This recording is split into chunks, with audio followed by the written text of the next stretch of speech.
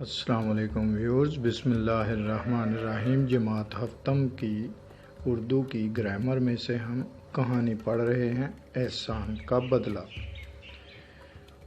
پرانے زمانے میں کسی ملک پر ایک ظالم بادشاہ حکومت کرتا تھا۔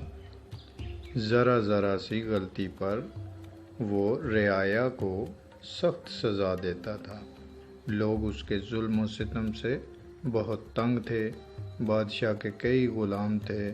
اس کے جبر و ستم سے تنگ آ کر اس کا ایک غلام فرار ہو گیا اور جنگل میں جا چھپا۔ بادشاہ غلام کے بھاگنے پر آگ ببولا ہو گیا۔ اس نے غلام کو تلاش کرنے کا حکم دیا تاکہ اسے عبرتناک سزا دی جائے۔ بیچارہ غلام جنگل میں چھپا بڑی مشکل زندگی بسر کر رہا تھا۔ ایک دن اسے شیر کی دھاڑ سنائی دی۔ وہ درخت کے جھنڈ میں دبک کر ادھر ادھر دیکھنے لگا۔ اتنے میں سامنے سے ایک شیر آتا دکھائی دیا۔ شیر کو دیکھ کر غلام کے اوزان خطا ہو گئے۔ شیر لنگڑا رہا تھا۔ غلام سے کچھ فاصلے پر آ کر شیر ایک درخت کے نیچے لیٹ گیا۔ وہ بار بار اپنی زخمی ٹانگ کو ہلا رہا تھا جیسے سخت تکلیف میں ہو۔ غلام کو شیر پر بڑا ترس آیا۔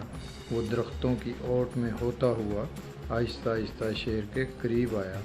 شیر کا منہ دوسری طرف تھا۔ غلام نے اس کے پاؤں کو غور سے دیکھا تو اس میں ایک بڑا سا کانٹا چبھا ہوا نظر آیا۔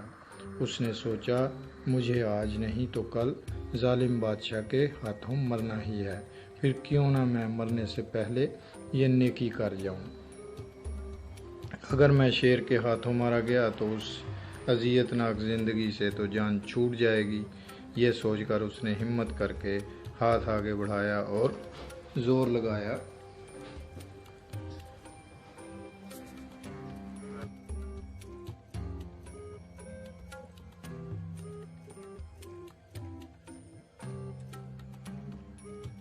ہمت کر کے اس نے شیر کے پاؤں میں سے کانٹے کو نکال دیا اور شیر شکریہ ادا کر کے چلا گیا۔ ایک دن بادشاہ جنگل میں شکار کھیل رہا تھا اور اس نے شیر کی دھاڑ سنی۔ غلاموں کو حکم دیا، اس شیر کو پکڑ کر محل میں لے چلو اور پنجرے میں قید کر دو۔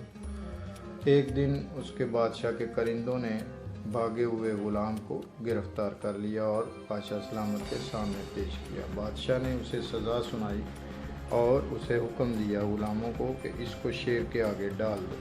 غلام کو شیر کے پنجرے میں ڈال دیا۔ شیر نے زوردار دھاڑ ماری۔ وہ غلام کی طرف بڑھا لیکن پاس آ کر غلام کے پاؤں میں لوٹ